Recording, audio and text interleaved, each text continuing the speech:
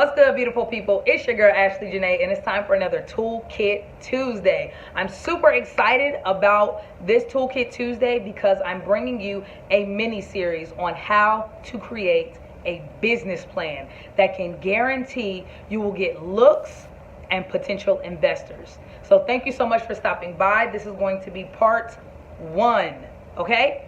Now, a few things to understand about your business plan. A business plan is necessary to get your ideas out in a focused manner to give you sort of a guide as to where you're going, what exactly you want, and how you're going to get there.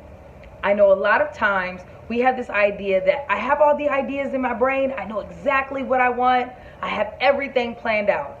But the reality is, until you have it down on paper in a synchronized way, you do not yet have a business plan. Now, there are a few things that you need to understand about your business plan. Number 1, a business plan is written sort of like an essay form. So that means you're going to be writing in first person, and you're going to be writing primarily in paragraphs. It's not going to just be bullet points. This is what I want to do. This is what I want to have done, and I want to do it on this date. Done. It's going to be written in paragraph structure. A good business plan is usually no more than about maybe 10 to 12 pages, depending on the business and depending on the substance. But a potential investor is not going to read a 40-page business plan. I understand that you want to have the details, but understand that this is important, and one of the purposes for your business plan is to get it in front of potential investors, because you need investments to help your business come alive, grow, or expand. Okay? So that's number 1. You're going to be writing in first person. That means if I were to put together a business plan, which I've done several, that you would write saying your name, not I want to do this, I'm going to do this. It's Ashley has set aside such and such funds for such and such and such. Ashley has acquired such and such. It would be in first person. That's how you write. Now, if you're a little bit nervous because you feel like, oh, I'm not the best writer, and maybe my grammar or my spelling isn't where I want it to be, that's okay. Get it down and then get it out, okay? Just get it down and get it out. Get it out of your brain, okay? Once you get it down and get it out, then you can worry about getting it right. You can fix any mistakes that you see. You can find a professional editor to help you out, or even possibly a friend. But the first step is to get it down, get it out. Get it out of your brain. Get it down on the paper. That's all that matters, okay? Now, the first part that I'm going to be giving you has 3 essentials. Number 1, the first thing you want to have is an introduction. You have to let your reader know, who are you? Write a paragraph, which is 6 to 10 sentences. Write a paragraph about who you are, a little bit of your background. A potential investor wants to know, where do you come from? What are you into? Okay, now this is not a life story. This is not a long biography. 1 paragraph, possibly 2. It really just depends on what you're building, how long you've been in the game, and what it is that you have to offer. But a good paragraph will suffice for an introduction for your business plan. Second thing you want to have, another paragraph about your credentials. Who are you? Let's just say we want to have JT, the fitness guy. Well, if he wants to have potentially a fitness studio or nutritional drinks, the investor has to know, well, what makes you qualified to do this? So, do you have a degree? Do you have certifications? Do you have experience? Do you have a list of clients that you have helped, and you have tangible results where you can show and prove that your method, your product, or your service works? What is it about you? So first, you have your bio. That is a little bit of background about you. Secondly, you have your credentials, okay? Now third, this isn't last, but third, you need to have your goals and action steps. Now, if you're not familiar with the acronym SMART for SMART goals, I want you to look it up. SMART. And it teaches you the standard way that you can always plan out your goal. I pulled it up for you right here so you can see. Let me make sure you can see. S stands for specific. Exactly what is it that you want to do and how are you going to achieve it? M stands for measurable. What kind of thermometer, what kind of gauge can you put on your goal that you can decide, yes, I'm making progress, or no, I'm not really making progress? A, achievable. Is your goal achievable? Is it realistic? So if you want to be known in the Guinness Book of World Records as the shortest person in the world and that's your goal, but you stand at 6'7", that's not achievable. That doesn't mean don't dream big. Dream big, but make sure that your goal is achievable. R, relevant. Does your service, does your product, does your goal, does it matter to anyone else except you? Is it relevant for the marketplace? Is it relevant to serve someone else's needs, problems, or desires? Is it relevant? And T, time-based. Well, this says time-bound. But time is important because a lot of times it's set a goal and we'll just say, oh, I'll do it next year. Oh, I'll do it on this day. Or it's coming whenever it comes. And the reality is you have to put a time frame on your goal. I have 3 months to do this. I have 6 months to do this. Within the first 30 days, this is what I'm going to do. And it helps you stay laser focused on your goal. Okay? So once you create your SMART goal, you have to have action steps. So what you'll do, you'll write the paragraph about the things that you want. Then you can bullet. This is my first goal. You make it all of the things. SMART. Make it SMART. And once you have your goal, you can write down the steps or the bullet points, the action steps that you will take. So let's say we take our guy, JT such and such, that wants to have a fitness studio.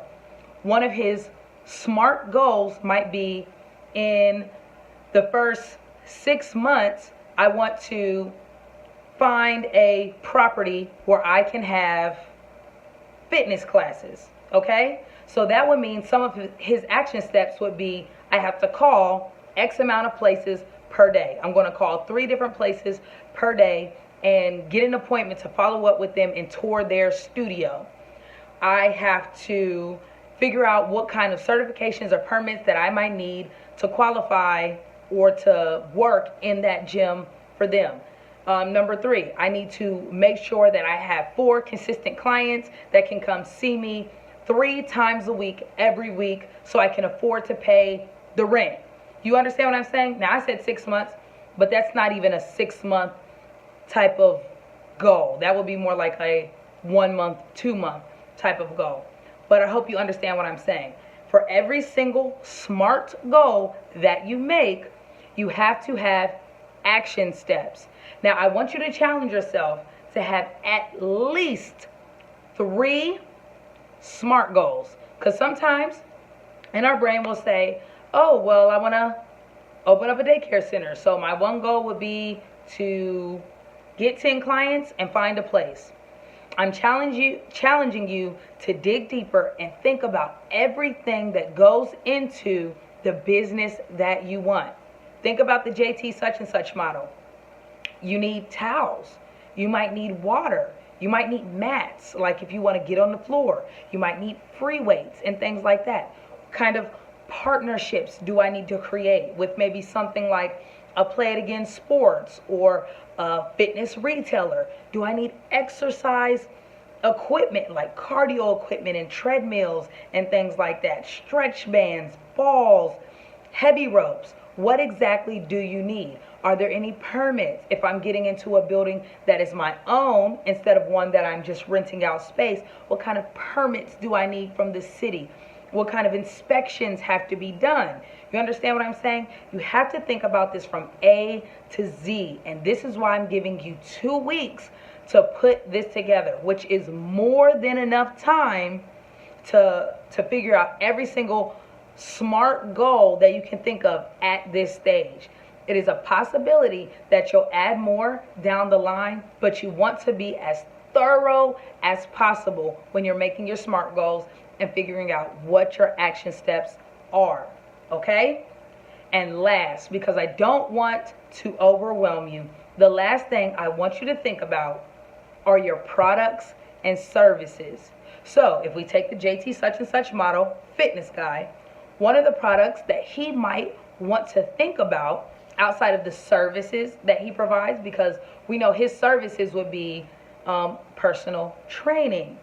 Another one of his services could be creating meal plans, or a product that he might want to create is maybe meal delivery if he has a friend or a love for food or things like that. Maybe a product he wants to create are milkshakes. Maybe a product that he wants to create is advanced meal planning calendars that you can just print out, give to your clients complimentary or for sale, depending on the depth and volume of what you're creating, to help them on their journey. Be creative. Don't overdo it. Think realistically about how much time that you have. Because even a trainer, even if you only spend 3 hours a day in the gym with your clients, there are other things that you're going to need time for. Cleaning your studio, running your studio, paying bills, not to mention your whole life outside of there, but preparing those meals that you might say you want to do, preparing those fitness plans, checking in on your clients, rating their progress, creating feedback reports. There's all kind of things that go into your goals, your products, and your services, and you want to be as thorough as possible for the best success, okay? That's where I'm going to stop for right now, but I want you to put these things into action. Start right away. If the first thing you have to do is just make a rough draft of, okay, these are the few ideas that I know I have, these are the things that I want to do, start from there. Remember, get it down, get it out, then you get it right. Don't feel overwhelmed. It doesn't have to be perfect on the first, second, third, fourth, or fifth try. Literally, for the last business that I created, when I was in the beginning stages, I did my business plan over, gave it to my business advisor, my financial advisor, several times, over 6 times, getting things corrected, adding, taking away. This needs to be more specific. This is too long-winded. This doesn't have enough detail. You didn't consider this over here. You didn't think about this over here. Have you considered implementing this? It's not going to be right on the first try. So do not feel overwhelmed. You got this. All you have to do is get started. Okay? I know that this will be a help to you if you do it in the order that I gave you. This will help you get potential investors, get eyes on your business plan, and money for your business. I promise you. So get started. And if you have questions, please, please, please feel free to ask. Remember, I'm going to give you 2 weeks before we do the next Toolkit Tuesday, before we come back with the business planning part 2. So don't look for it next week, because you're going to need time. Trust me. Don't think I already got a business plan in my mind, so I really can skip this part. Don't skip it. You need it. Okay? I know this will help you. Make sure to hit me in the comments below so I know what are your questions, what are your concerns, and if you get tripped up, come back, rewind the video, and then ask me again if you need to. Every question is important. There are no dumb questions. And if you have the question, someone else will have it too. So please feel free to ask. Good luck getting started. I know you'll do great, and I can't wait to see your feedback. If you found value in this video, give me a thumbs up. And I know you're coming along for the journey. So go ahead, hit that subscription button, turn on your post notifications, and I'll see you in the next video.